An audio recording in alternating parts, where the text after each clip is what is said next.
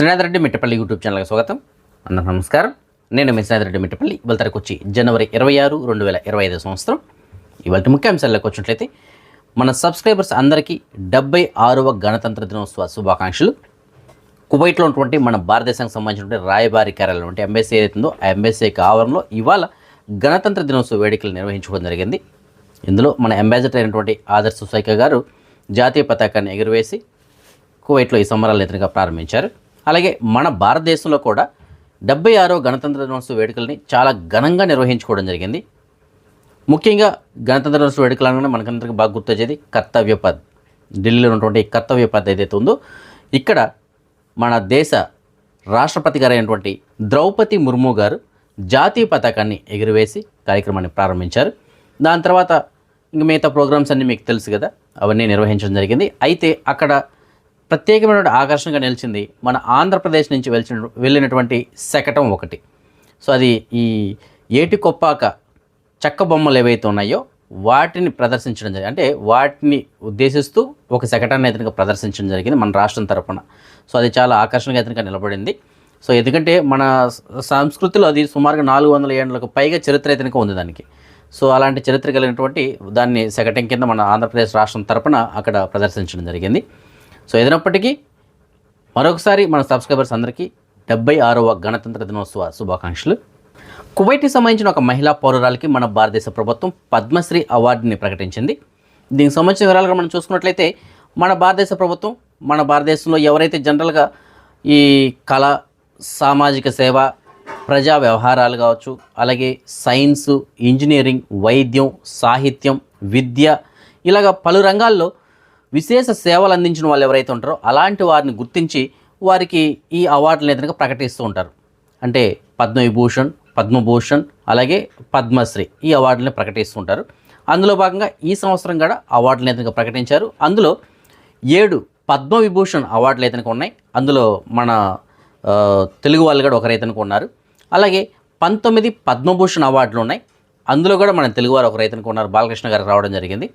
అలాగే 113 పద్మశ్రీ అవార్డులు అయితే వచ్చాయి. సో వీళ్ళందరి పేర్లు చెప్పాలని మనకు పెద్ద లిస్ట్ అవుతుంది కాబట్టి మనం పేర్లు అయితే చెప్పట్లేదు. కానీ మనం కువైట్కి సంబంధించిన ముఖ్యమైన విషయం చెప్పుకోవాలి కాబట్టి అక్కడికి వస్తుంది మ్యాటర్ ఇంకా. సో ఇందులో 23 మంది మహిళలు ఉన్నారు. అలాగే బయట దేశాలకు సంబంధించిన వాళ్ళు కూడా ఒక 10 మంది ఉన్నారు. సో బయట దేశాలకు సంబంధించిన వాళ్ళు ఎన్ఆర్ఐలు ఉండొచ్చు, మిగతా వాళ్ళు కూడా ఉండొచ్చు అనమాట. సో ఆ విధముగా కువైట్కి సంబంధించిన ఒక మహిళా పౌరురాలికి కూడా ఒక అవార్డు అయితే వచ్చింది, పద్మశ్రీ. సో అది ఎందుకు ఇచ్చారు అనేసి అంటే ఆవిడ ఈ కువైట్ అలాగే ఈ గల్ఫ్ రీజన్లో యోగాని ప్రచారం చేయడం జరుగుతుంది ఆవిడ. సో యోగా అనేటువంటిది ఎంతటి ముఖ్యము, దానివల్ల మనకు కలిగేటువంటి లాభాలు ఏమిటి, ఈ విధంగా ఆవిడ యోగాని ప్రచారం చేస్తుంది అందరికీ. యోగా అనేటువంటిది అందరికీ తెలిసేలాగా చేస్తుంది అనమాట. సో చాలా సంవత్సరాలుగా ఆవిడ ఆ పనిలోనే ఉంది. సో ఆ కారణం చేత ఆవిడకి ఈ అవార్డు అయితే వరించింది. ఆవిడ పేరు వచ్చి మీకు అందరికీ తెలిసే ఉంటుంది బహుశా, ఎందుకంటే మన నరేంద్ర మోడీ గారు కువైట్కి వచ్చినప్పుడు ఆయన కూడా ఆవిడ కలవడం జరిగింది. ఆవిడ పేరు వచ్చి Sheikha Ali Al Jaber Al Sabah. So ఆవిడకి అవార్డు అయితే వరించింది. సో అది ఎంతైనా సరే మనం గర్వకారణం అని చెప్పేసి మనం చెప్పుకోవాలి. ఎందుకంటే జనరల్గా మన భారతదేశంలో ఉండే వాళ్ళు ఎవరైతే సేవలు అందించారో వాళ్ళకి అందించడమే కాకుండా ఈ యోగాని ప్రచారం చేస్తున్నందుకు గాను మన భారతదేశ ప్రభుత్వం ఆవిడని కూడా సత్కరించనుంది. 2025కి సంబంధించినటువంటి రమదాన్ మాసం అనేటువంటిది మార్చి 1వ తేదీ నుంచి ప్రారంభమవుతుందని చెప్పేసి కువైట్కి సంబంధించినటువంటి వజేరీ సైంటిఫిక్ సెంటర్ వాళ్ళు తెలియజేస్తున్నారు. వైద్య రంగంలో ఎంతోమందిని కాపాడుతుంటారు వైద్యులు. అయితే కొన్నిసార్లు వాళ్ళు చేసేటువంటి చిన్నపాటి తప్పిదాల వల్ల కూడా కొంతమందికి సైడ్ ఎఫెక్ట్స్ రావడం కానీ, ప్రాణాలు కోల్పోవడం కానీ ఇలాంటివి కూడా జరుగుతూ ఉంటాయి.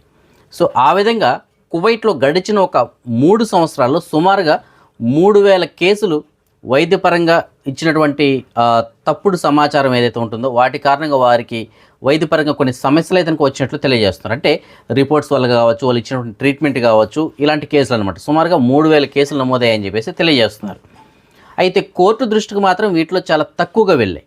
ఈ 3000 కేసుల్లో ఎక్కువగా నమోదైనటువంటి కేసులు ఏ విభాగానికి సంబంధించినట్టు తెలుసా? కాస్మోటిక్స్ సంబంధించినవి. సో ముఖ్యంగా కువైట్లో ఈ ప్రైవేట్ క్లినిక్స్ ఏవైతే ఉన్నాయో ఆ క్లినిక్స్లో చేసేటువంటి వైద్యం కారణంగా ఎక్కువగా ఈ కంప్లైంట్స్ అయితే వస్తున్నాయని చెప్పేసి అంటున్నారు. అంటే 3 సంవత్సరాల్లో 3000 కంప్లైంట్స్ అయితే వచ్చాయంట. సో అందులో ఇచ్చినటువంటి మెడిసిన్స్ ఏదైనా ప్రాబ్లం వచ్చి ఉండొచ్చు, అలాగే వాళ్ళు చేసినటువంటి వైద్యంలో ప్రాబ్లం ఉండొచ్చు, అలాగే సర్జరీలు ఏదైనా చేసింటే ఈ కాస్మెటిక్ సర్జరీ లాంటివి చేస్తుంటారు, వాటిలో ప్రాబ్లం వచ్చుండొచ్చు. సో 60% కేసులు ఈ కాస్మెటిక్ సర్జరీల వలన ఎక్కువ కంప్లైంట్ వచ్చాయండి. అయితే ఈ కంప్లైంట్స్ అన్నీ వస్తున్నాయి కానీ దాని తర్వాత వాళ్ళు రాజీ అవ్వడము ఇలాంటి కారణాల చేత కోర్టు వరకు వెళ్ళట్లేదంట. సో ఏదైనప్పటికీ చూడండి 3 సంవత్సరాల్లో 3000 కేసులు నమోదయ్యాయంట. ఇది చాలా ఎక్కువ అని చెప్పేసి తెలియజేస్తున్నారు. కువైట్కి సంబంధించినటువంటి మినిస్టర్ ఆఫ్ ఎడ్యుకేషన్ అనగా విద్యా మంత్రిత్వ శాఖ వాళ్ళు కువైట్లో స్కూల్ విద్యార్థులు ఎవరైతే ఉంటారో వారి యొక్క బ్యాగ్లు ఏవైతే ఉంటాయో, బుక్స్ తీసుకెళ్ళినటువంటి బ్యాగ్లు ఏవైతే ఉంటాయో వాటి యొక్క బరువు సగానికి పైగా తగ్గించడానికి అయితే కనుక ప్రస్తుతానికి యోచిస్తున్నారు. అంటే జనరల్గా మీరు చూస్తుంటారు స్కూల్ పిల్లలు స్కూల్కి వెళ్ళాలంటే వాళ్ళు వంగిపోతుంటారు, పాపం గూను వచ్చేస్తుంది చిన్న వయసులో అనిపిస్తుంది. వాళ్ళు మోసినటువంటి బ్యాగులు అంతటి బరువు ఉంటాయి, పాపం మనం కూడా మొయ్యలు అంతటి బరువు మోసుకొని వెళ్తూ ఉంటారు, పెద్ద పెద్ద మూటలు మోసుకొని పోయినట్లు. సో అలాంటి వాటి యొక్క బరువుని తగ్గించే దిశగా ప్రభుత్వాన్ని ప్రస్తుతానికి అయితే ఆలోచిస్తుంది. సో సగానికి సగం పైగా ఆ బుక్స్ బరువు తగ్గేటువంటి అవకాశాలు ఉంటాయని చెప్పేసి తెలియజేస్తున్నారు. మార్చి 1వ తారీఖు నుంచి రమదాన్ మాసం ప్రారంభం కానుంది. దీన్ని దృష్టిలో పెట్టుకుని కువైట్కి సంబంధించిన minister of commerce and industries వాళ్ళు కువైట్లోని పలు ప్రాంతాల్లో తనిఖీలు నిర్వహించారు. సో వాళ్ళు చెప్తుంది ఏంటంటే ఈ మాంసం ధరలు ఏవైతే ఉంటాయో అలాగే మిగతా వస్తువుల ధరలు ఏవైతే ఉంటాయో అవి రమదాన్ మాసంలో పెరగకుండా ఉండేలాగా చర్యలు తీసుకోబోతున్నట్లు తెలియజేస్తున్నారు. జనరల్గా రమదాన్ మాసం అనగానే ఈ మాంసం ధరలు భారీగా పెంచేస్తుంటారు. సో అయితే అలాంటివి పెరగకుండా ఉండడానికి తగినటువంటి జాగ్రత్తలు ఇప్పటి నుంచే తీసుకుంటున్నట్లు వాళ్ళు తెలియజేస్తున్నారు. కువైట్కి సంబంధించిన పిఐఎం అనగా public authority for man power వాళ్ళు కువైట్లో ఉన్నటువంటి కార్మికుల జీవన స్థితిగతులను మెరుగుపరచడానికి వారికి తగినటువంటి గృహ ప్రమాణాలు మరియు కార్మిక సంక్షేమం దృష్టిలో పెట్టుకొని కొన్ని కొత్త మార్పులు అయితే కనుక తీసుకొచ్చింది. అదేమిటంటే ఈ కార్మికులు ఎవరైతే ఉంటారో వాళ్ళు నివసించేటువంటి ఆ రూమ్ ఏదైతే ఉంటుందో అందులో 4కి మించి ఎక్కువగా ఉండడానికి లేదు, ఆ విధంగా కేటాయించాలని చెప్పేసి అంటున్నారు. ఎందుకంటే మీరు చూస్తుంటారు కొన్ని చోట్ల ఈ కార్మికులు ఉండేటువంటి రూమ్లు ఎలా ఉంటాయంటే 6 మంది 7 మంది 10 మందిని కూడా పెట్టేస్తుంటారు పాపం మంచాలు వేసేసి. సో అలా కాకుండా కేవలం 4కి మాత్రమే కేటాయించాలి ఆ రూమ్లో అనేసి అంటున్నారు. అలాగే మంచానికి మధ్య మినిమం డిస్టెన్స్ అనేటువంటిది ఉండాలి తప్పనిసరిగా. సో ఒక 4 మాత్రమే ఒక రూమ్లో ఉండాలి, ఆ విధంగా అరేంజ్ చేయాలని చెప్పేసి అంటున్నారు. సో అది కూడా ఆ కంపెనీ వాళ్ళే అరేంజ్ చేయాలనేసి అంటున్నారు. ఒకవేళ కంపెనీ కనుక వాళ్ళు రూమ్స్ అరేంజ్ చేయలేని పక్షంలో, అంటే వారికి నివాసాన్ని కనుక ఏర్పాటు చేయలేనటువంటి పక్షంలో వారికి ఇచ్చేటువంటి జీతం ఏదైతే ఉంటుందో ఆ జీతాన్ని బట్టి 15 నుంచి 25% జీతం అనేటువంటిది అదనంగా వాళ్ళకి రూమ్ రెంట్ల కోసం చెప్పేసి ఇవ్వాలని చెప్పేసి అంటున్నారు. అంటే తక్కువ జీతం ఉండే వాళ్ళకి 25% జీతం ఇవ్వాలి, ఎక్కువ జీతం ఉండే వాళ్ళకి 15% జీతం సపరేట్గా ఈ రూమ్కి అని చెప్పేసి ఇవ్వాల్సి ఉంటుందంట. అంటే వాళ్ళ నివాసం కోసం అని చెప్పేసి ఇవ్వాల్సి ఉంటుందని చెప్పేసి అంటున్నారు. అంటే కంపెనీ అరేంజ్ చేయని పక్షంలో, ఒకవేళ కంపెనీ రూమ్లు ఇస్తే ఇంకా దాంతో సంబంధం లేదు, మామూలు జీతాలు ఏదైనా అందజేస్తారు. అయితే ఇక్కడ వాళ్ళు ఇంకొక జాగ్రత్తలు కూడా తీసుకోవాల్సి ఉంటుంది. కంపెనీ కనుక రూమ్లు ఏర్పాటు చేసినట్లయితే అప్పుడు ఎలా అంటే దానికి తగినటువంటి పర్మిషన్లు ఏదైనా తీసుకోవాల్సి ఉంటుంది సంబంధిత విభాగాల నుంచి. పలానా కార్మికులు అంటే పలానా కంపెనీకి సంబంధించిన కార్మికులు పలానా చోట నివాసం ఉంటున్నారు, సో ఎంతమంది నివాసం ఉంటున్నారు ఏమిటి, వాళ్ళు దానికి సంబంధించిన ఏర్పాట్లు ఏ విధంగా చేస్తారు, ఇవన్నీ కూడా డేటా అని ఉంటుంది.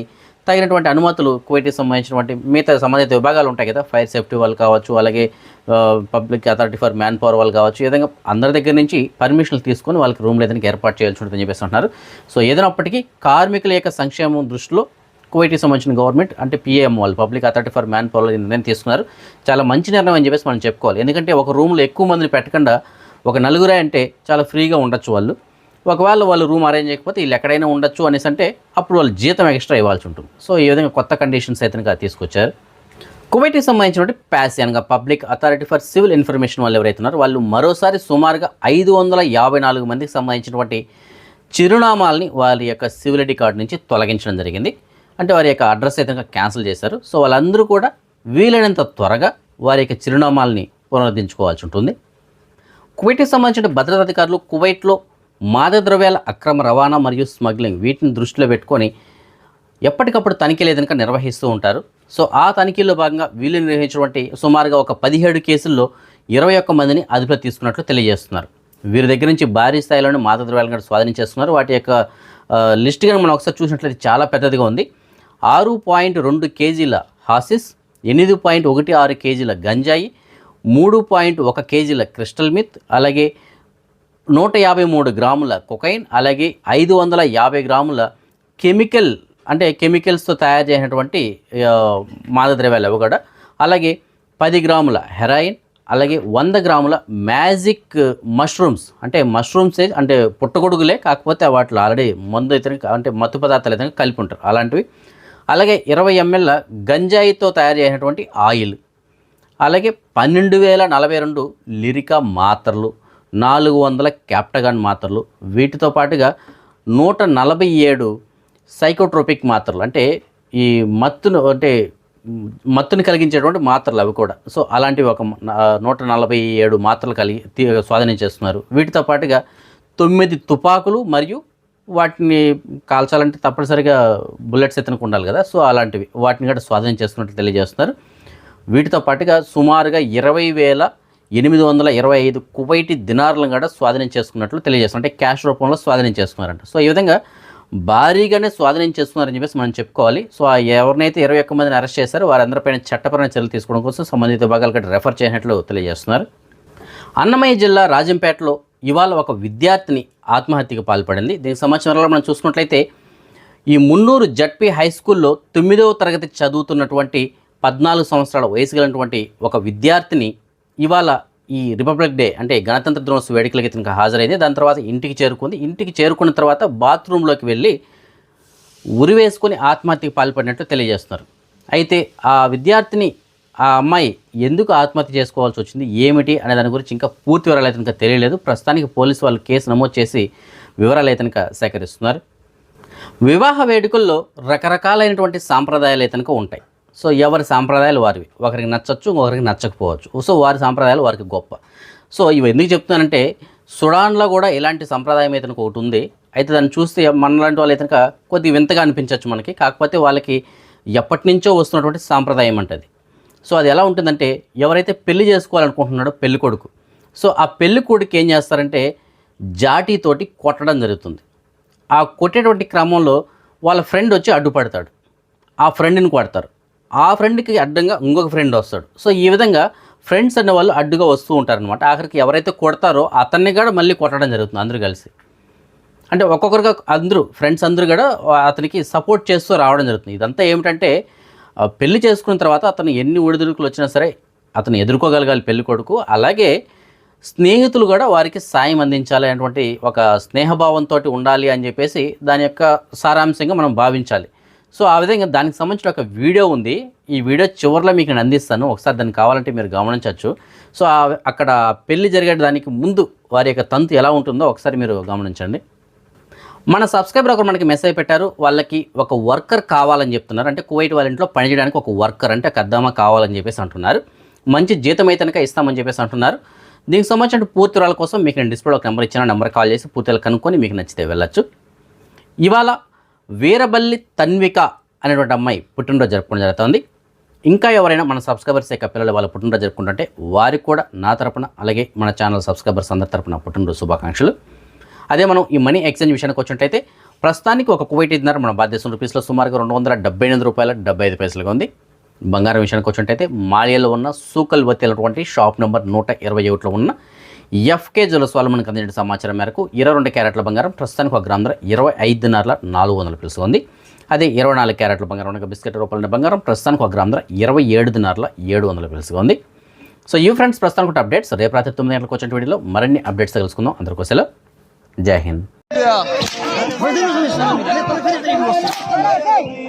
يا طيب اقفل اقفل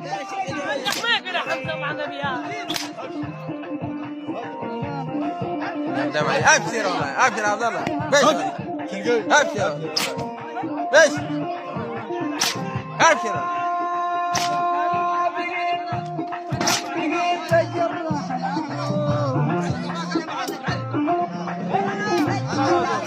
بس خلاص يا ما هذا قالوا خلاص ايه لا لا يا علي يا علي بس ايه هلا ايه هلا عبد اللي بالصح هاي هلا تعال يا علي طلع يوريك هلا امجر صوروا خليط خليه وندخل صوروا معي بس بس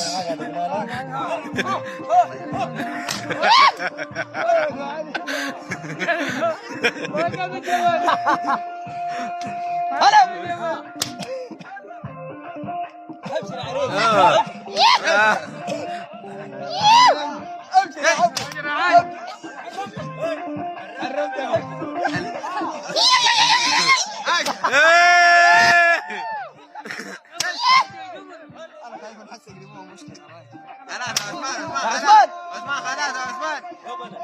عثمان كفايه انت تبدا حلوه كفايه عادي ده ايش والله ابشر ابو عنوه ابشر يا ابو عنوه خش كبير العب يا عثمان ابشر والله كده عادي ايش والله الشغل ده بعدين فيه مشاكل. هاي ما دي مشكله كثير دقه كثير مثلا ليش